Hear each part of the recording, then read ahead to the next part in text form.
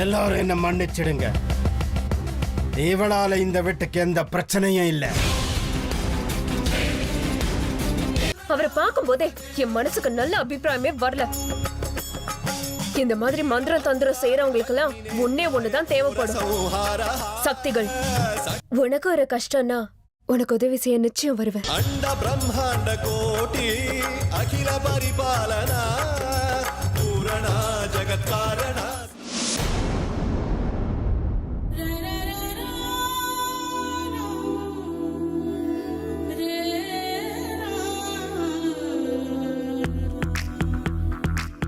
எங்க அமிர்தா, இன்னைக்கு என் பர்த்டேக்கு வாங்கல. நீங்க என் பர்த்டேக்கு வந்தா நான் ரொம்ப சந்தோஷப்படுவேங்க. நீங்க கிஃப்ட் எல்லாம் வாங்கிட்டு வர வேண்டாம், நீங்க வந்தாலே எனக்கு பெரிய கிஃப்ட்டுங்க. ப்ளீஸுங்க, இது என்னோட தாழ்மையான வேண்டுகோள் நினைச்சுக்கிட்டு என் பர்த்டேக்கு வாங்க. ஏங்க இப்படி திரும்ப திரும்ப என்ன வற்புறுத்துறீங்க? நான் வர முடியாதுன்னு சொல்லிட்டேன்ல. திரும்ப திரும்ப வா வான்னு கூப்பிட்டா என்ன அர்த்தம்? நான் எதுக்காக உங்க பர்த்டேக்கு வரணும்? அதுவும் இல்லாம நீங்க என்ன எனக்கு ஃப்ரெண்டா இல்ல சொந்தக்காரரா? என்னங்க அமிர்தா இப்படி எல்லாம் கேக்குறீங்க? நான் உங்களை மனசார விரும்புறேங்க. காதலுங்கிறது ஃப்ரெண்டை விட சொந்தக்காரங்களை விட ரொம்ப க்ளோஸுங்க. எனக்கு உங்களுக்கும் இருக்கிற இந்த உறவு இந்த ஜென்மத்துல மட்டும் இல்ல, 7 ஜென்மத்தோட உறவுன்னு நினைக்கிறேங்க. அதனால தாங்க உங்களை கேட்கறேன். இன்னைக்கு என் பர்த்டேக்கு நீங்க வந்தா அம்மாவுக்கும் பாட்டிக்கும் உங்களை இன்ட்ரடியூஸ் பண்ணி நீங்க தான் நான் கல்யாணம் பண்ணிக்க போற பொண்ணுன்னு எல்லாரும் முன்னாடியும் சொல்லுவேன். இங்க பாருங்க அர்ஜுன், ஏன் எத்தனை வாட்டி சொன்னாலும் புரிஞ்சுக்க மாட்டேங்கிறீங்க? நான் உங்களை காதலிக்கவே இல்லை. என்னால உங்களை காதலிக்க முடியாதுன்னு எத்தனை வாட்டி சொன்னாலும் திரும்ப திரும்ப சொன்னதையே சொல்லிக்கிட்டு ஏன் இப்படி ஹிம்சை கொடுக்கறீங்க? ஏன் அமிர்தா இப்படி எல்லாம் பேசுறீங்க? ஏன் என்ன காதலிக்க மாட்டேங்கிறீங்க? இல்ல என்கிட்ட என்னங்க குறை இருக்கு? நான் பார்க்க அழகா இல்லையா? இல்ல என் குணத்துல ஏதாவது குறை கண்டுபிடிச்சிங்களா? இல்ல எனக்கு எதுவும் நான் உங்ககிட்ட தப்பா நடந்துக்க முயற்சி பண்ணணும்?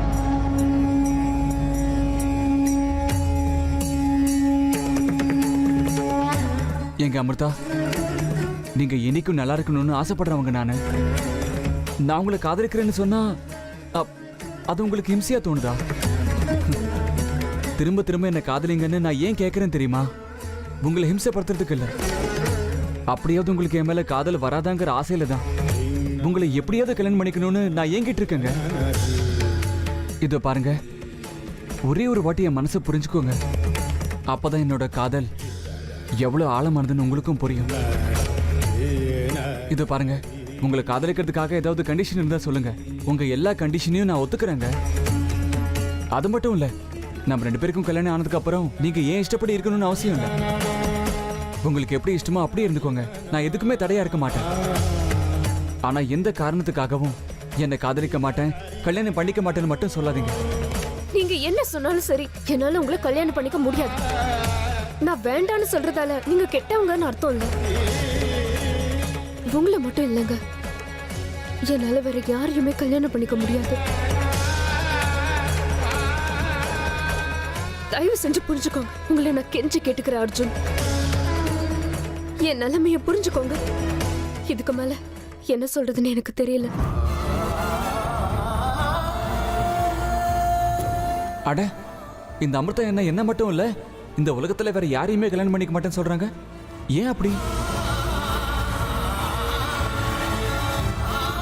ஓஹோ, இந்த பிளாக் அண்ட் ஒயிட் படத்துல எல்லாம் ஹீரோயினுக்கு ஏதோ குணப்படுத்த முடியாத பெரிய வியாதி இருக்குன்னு தெரிஞ்சு தியாகி மாதிரி என்னால உங்களை காதலிக்க முடியாது, நீங்க வேற யாரையாவது லவ் பண்ணி கல்யாணம் பண்ணிக்கோங்க, சந்தோஷமா இருன்னு சொல்லுவாங்களே, அந்த மாதிரி சொல்றாங்களோ இவங்களும்? கரெக்ட், இதுவும் அதே மாதிரி தான்.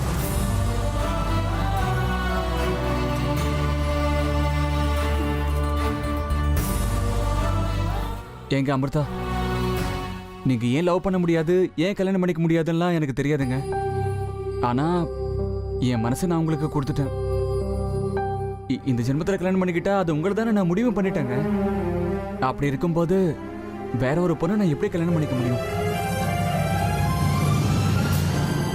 இங்க பாருங்க, நான் மனசார சொல்றேங்க, உங்களுக்கு என்ன பிரச்சனை இருந்தாலும் சொல்லுங்க, நான் ஷேர் பண்ணிக்கிறேங்க. உங்களோட சேர்ந்து உங்க பிரச்சனை நான் தீர்க்கிறேங்க.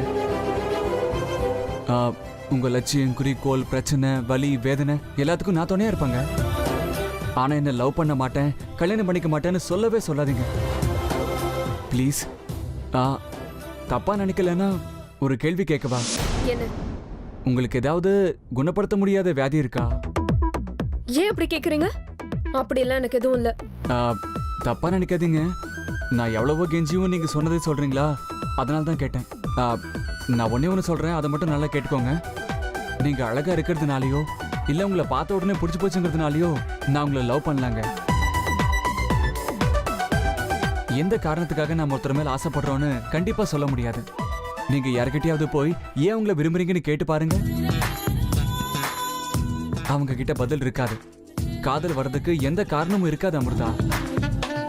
நான் திரும்ப திரும்ப சொல்லிக்கிட்டே இருக்கேன். நீங்க 1000 முறை என்னை ரிஜெக்ட் பண்ணாலும் சரி, திரும்ப திரும்ப என் மனசு உங்களையே சுத்தி வந்துகிட்டு இருக்கும்.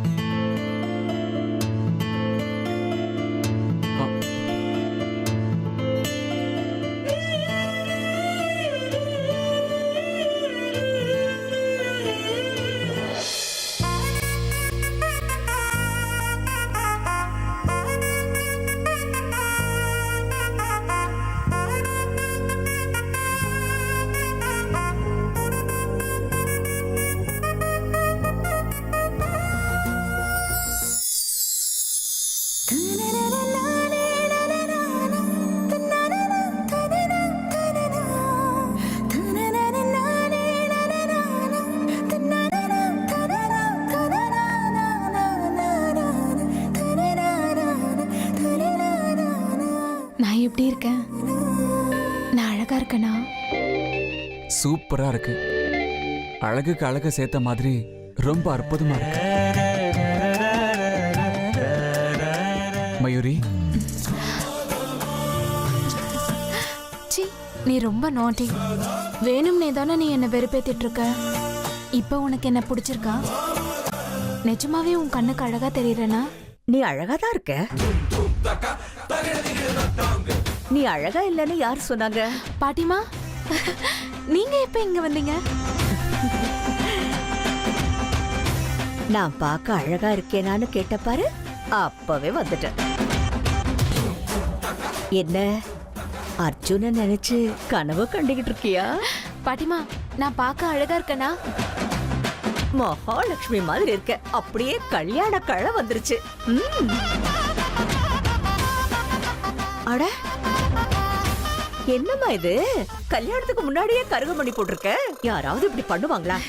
பாட்டிமா, அது ஒண்ணும் இல்ல. அர்ஜுன கல்யாணம் பண்ணதுக்கு அப்புறம் நான் எப்படி இருப்பேன்னு தெரிஞ்சுக்க சும்மா கருகமணி போட்டு பார்த்தேன், அவ்வளவுதான். ஐயோ கடவுளே, நீ செய்யறதெல்லாம் பார்க்கும்போது என் பேரனை கல்யாணம் பண்ணிக்கிறதுக்கு ஒத்த கால்ல நிக்கிறியோன்னு தோணுது. ஆமா பாட்டிமா, அதுக்காக தானே நான் ஆஸ்திரேலியால இருந்து இவ்வளவு தூரம் வந்திருக்கேன். அர்ஜுன் மேல நீ எவ்வளவு ஆசை வச்சிருக்கங்கிறது இத பார்த்தாலே தெரியுது. இன்னைக்கு உன் வருங்கால புருஷன் வீட்டுக்கு வரட்டும். உங்க 2 பேரோட கல்யாண விஷயத்தை அவங்க கிட்ட பேசி உடனே நிச்சயம் பண்ணிடுறேன். தேங்க்யூ பாட்டிமா. பாட்டிமா, ஒருவேளை அர்ஜுன் இப்ப எனக்கு கல்யாணமே வேண்டாம், மயூரி எனக்கு பிடிக்கவே இல்லைன்னு சொல்லிட்டா, அப்போ நீங்க எனக்கு இதே மாதிரி சப்போர்ட் பண்ணுவீங்கல்ல? பண்ணுவேன், கண்டிப்பா பண்ணுவேன். இல்ல தேடினாலும் உன்ன மாதிரி ஒரு நல்ல பொண்ணு ஏன் அர்ஜுனுக்கு கிடைப்பாளா? அவன் வரட்டும், காதை புடிச்சு திருக்கி உனக்கும் மயூரிக்கு கல்யாணம், நீ அவளதான் கல்யாணம் பண்ணிக்கணும்னு சொல்லி சம்மதிக்க வைக்கிற. என்னைக்கு இருந்தாலும் நீதான் அர்ஜுனோட பொண்டாட்டி, இந்த வீட்டோட மருமக. போதுமா? ஓ, சோ ஸ்வீட் ஆஃப் யூ பாட்டிமா.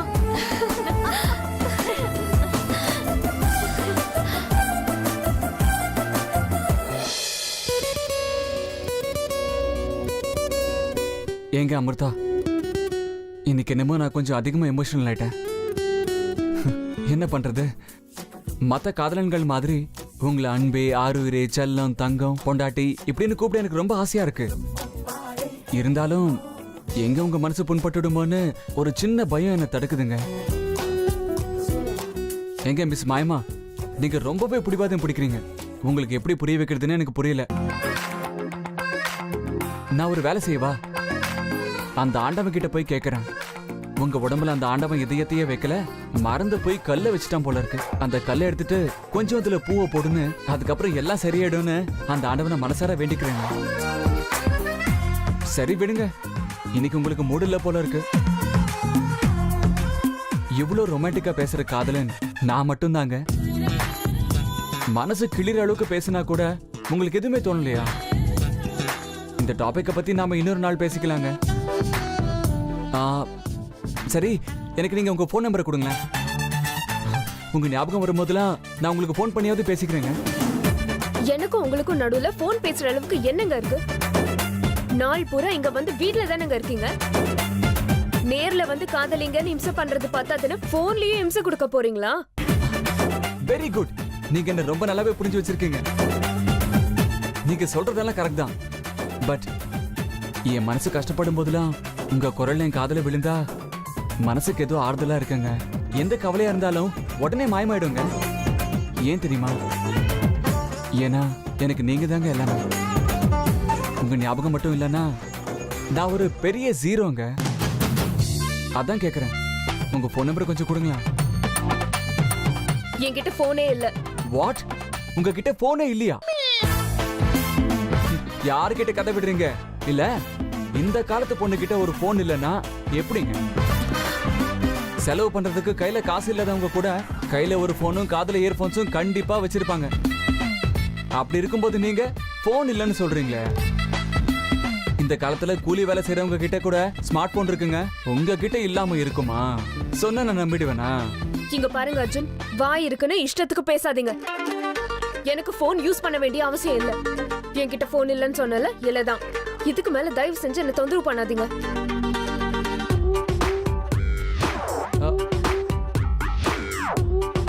என்ன இது அமிர்தா இப்படி பேசிட்டு போறாங்க? இல்ல இவங்க கிட்ட என்ன கேட்டாலும் இல்ல முடியாதுன்னு சொல்றாங்களே. இவங்க கிட்ட நிஜமாவே போன் இல்லையா? இல்ல என்ன அவாய்ட் பண்றதுக்காக அப்படி சொல்றாங்களா? இருக்கட்டும், இன்னைக்கு இல்லைனாலும் நாளைக்கு தெரிஞ்சிட்டு போகுது. அப்போ போன் நம்பர் வாங்கிக்கிறேன்.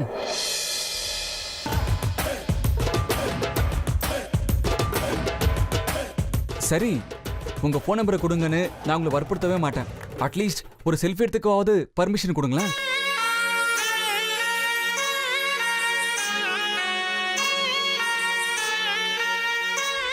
சித்தி ஒரு வாட்டி சொல்லிக்கோங்க, போட்டோ எடுத்துக்கிட்டா எங்களுடைய சக்திகள் குறைஞ்சிருமா? நான் இவருக்கு அனுமதி கொடுக்க கூடாது.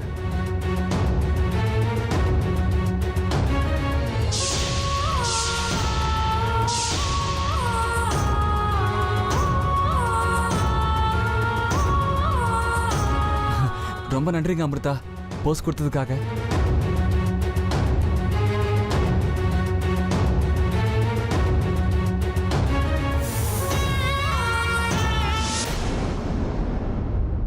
அட, நான் இப்பதானே போட்டோ எடுத்தேன். இதுல எதுவுமே தெரியலையே. இப்படி ப்ளீச்சா இருக்கே மொத்தமா. என்ன ஆச்சு?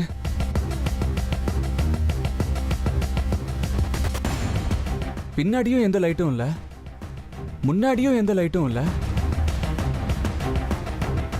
கேமரா கூட சரியா தானே இருக்கு. என்ன ஆச்சு?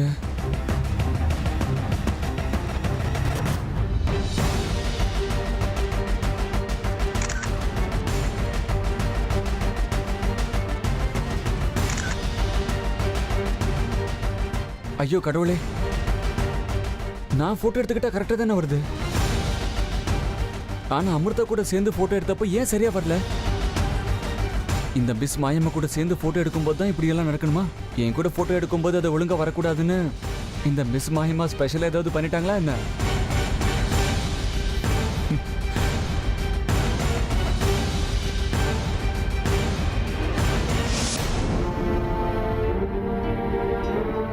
இவ்வளவு சீக்கிரமா எங்க மாயமா மறைஞ்சிட்டாங்க? கண்ணு கேட்ட தூரம் வரைக்கும் ஆளை காணோம். இந்த மிஸ் மாயமா ஃபோன் நம்பர் கேட்டா கொடுக்கல.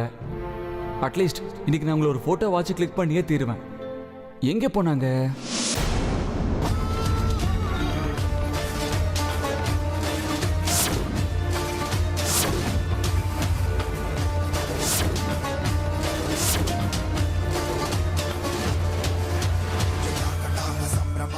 பரமேஸ்வரா, என்ன இது? என் எதிரி கழுத்துல இருக்கிற தாயத்தை அவனை காப்பாத்திட்டு இருக்கே. அது அவனோட கழுத்துல இருக்கிற வரைக்கும் என்னால அவனை சாகடிக்க முடியாது. அவன் கழுத்துல இருக்கிற தாயத்தை எப்படியாவது நான் கழட்டுற மாதிரி பண்ணணும். அதுக்கு நீதான் ஒரு வழி காட்டணும். இன்னைக்கு எப்படியாவது அவன் கழுத்துல இருக்கிற தாயத்தை கழுட்ட வச்சு என் எதிரியை நான் சாகடிக்கணும். அவனை கொலை பண்ற முயற்சியில நான் செத்தாலும் கவலைப்பட மாட்டேன். மொத்தத்துல நான் அவனை பழி வாங்கியே தீரணும். இன்னைக்கு எப்படியாவது என் கையால ஒரு எதிரியை சாகடிக்கணும், இல்லைன்னா நானே சாகணும். ரெண்டுத்துல ஏதாவது ஒண்ணு இன்னைக்கு நடந்தே தீரணும். நான் உன்னை மட்டும்தான் நம்பி இருக்கேன். கருணை காட்டு.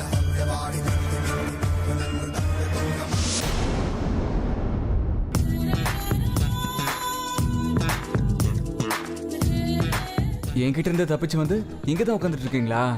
இன்னைக்கு நான் உங்களை போட்டோ எடுத்தே தருவேன். ஒழுங்கா போஸ்ட் கொடுங்கன்னா கொடுக்க மாட்டீங்க. அதனால தான் உங்களுக்கு தெரியாமலே உங்களை போட்டோ எடுக்கிறேன்.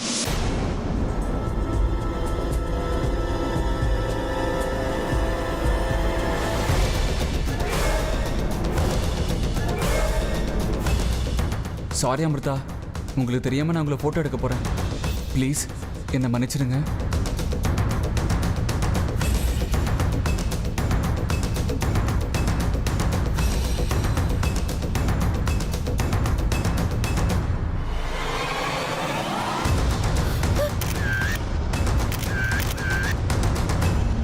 ச்சே, உங்களுக்கு தெரியாம உங்களை போட்டோ எடுக்கலான்னு பார்த்தேன். கடைசியில திரும்பி பார்த்துட்டீங்களே, பரவாயில்ல. ஒரு 2-3 போட்டோ வந்துருச்சு.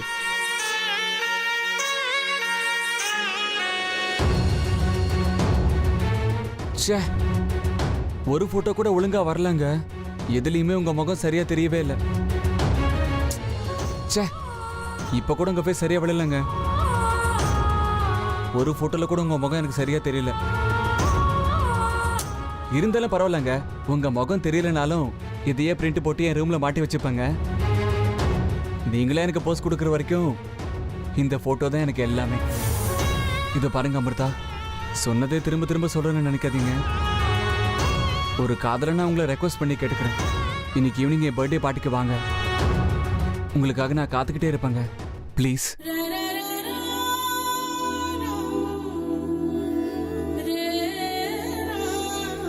இதுல என் வீட்டு அட்ரஸ் இருக்குங்க. நீங்க நிச்சயமா வருவீங்கிற நம்பிக்கையில நான் போறேங்க. பாய்.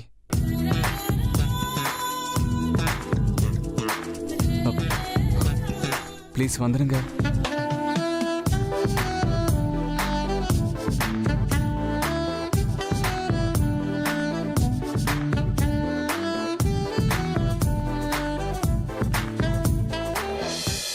ஹலோ ராஜேஷ், ஹாய், எப்படி இருக்கீங்க? ஒன்றும் இல்லை, இன்னைக்கு என் தம்பி அர்ஜுனோட பர்த்டே பார்ட்டி வச்சிருக்கோம். கண்டிப்பா நீங்க வரணும். ஆமா, பிரதாப் கிட்டையும் நான் சொல்லிட்டேன். 2 பேரும் ஒண்ணா வந்துருங்க, மிஸ் பண்ணக்கூடாது.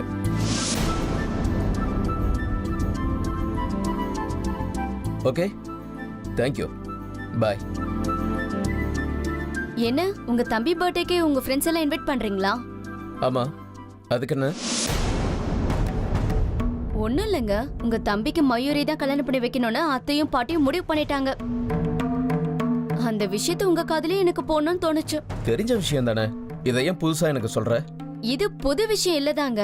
ஆனா இன்னைக்கு ராத்திரி நடக்க போற பர்த்டே பார்ட்டில அர்ஜுன் மயூரியோட கல்யாண விஷயத்தை அனௌன்ஸ் பண்ண முடிவு பண்ணிருக்காங்களே, அதான் ஸ்பெஷல் இல்லையா? இருந்தாலும் இருக்கலாம், அதுக்கு நான் என்ன பண்றது? இல்லைங்க, மயூரியை விட என் தங்கச்சி ஸ்மிதா எந்த விதத்துல குறைஞ்சிட்டா சொல்லுங்க? நீங்க அவளை பாத்திருக்கீங்கல்ல, அவ அர்ஜுனுக்கு சரியான ஜோடிங்கிறது என்னோட அபிப்பிராயம். அதனாலதான் சொல்றேன், அத்தை கிட்ட நீங்க ஒரு வாட்டி பேசி பாருங்களேன். இத பாரு சித்ரா, இதெல்லாம் ஏன் என்கிட்ட சொல்லிட்டு இருக்கேன்னு எனக்கு நல்லா தெரியும். உன் தங்கச்சி இந்த வீட்டுக்கு மருமகளாயே அர்ஜுனுக்கு பொண்டாட்டியா வந்துட்டா சொத்துல பெரிய பங்கு அடிக்கலான்னு எண்ணம் தானே உனக்கு? இந்த பாரு சித்ரா, நான் உனக்கு ஏற்கனவே பல தடவை சொல்லிட்டேன். இப்ப மறுபடியும் சொல்றேன், கேட்டுக்கோ. இந்த மாதிரி எல்லாம் கற்பனை பண்ணிக்காத. என் தம்பி அர்ஜுன் எந்த பொண்ணை விரும்புறானோ அவளைதான் கல்யாணம் பண்ணிக்குவான். அது மயூரியா இருந்தாலும் சரி, இல்ல வேற ஒரு பொண்ணா இருந்தாலும் சரி. ஒருவேளை நான் வேற ஒரு பொண்ணை காதலிக்கிறேன்னு அவன் சொன்னாலும் அவனுக்கு நான் ஃபுல்லா சப்போர்ட் பண்ணுவேன். ப்ளீஸ், இன்னொரு வாட்டி இந்த மாதிரி தேவையில்லாம கற்பனை பண்ணிக்கிட்டு உன் தங்கச்சியை அர்ஜுன் லைஃப்ல கொண்டு வர முயற்சி பண்ணாத.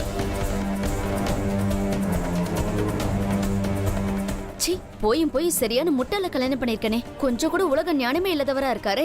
சொத்து இல்லாம இந்த உலகத்துல வாழ முடியுமா? அதுவும் இப்ப இருக்கிற காலகட்டத்துல? இல்ல, நான் நிச்சயமா ஏதாவது செஞ்சு மயூரி இந்த வீட்டு மருமகள் ஆகிறத தடுத்தே ஆகணும். அர்ஜுன் என் தங்கச்சியை கல்யாணம் பண்ணிக்கலனாலும் பரவாயில்ல, அட்லீஸ்ட் என் பேச்சை கேட்குற மாதிரி ஒரு பொண்ணை தான் அவன் கல்யாணம் பண்ணி ஆகணும்.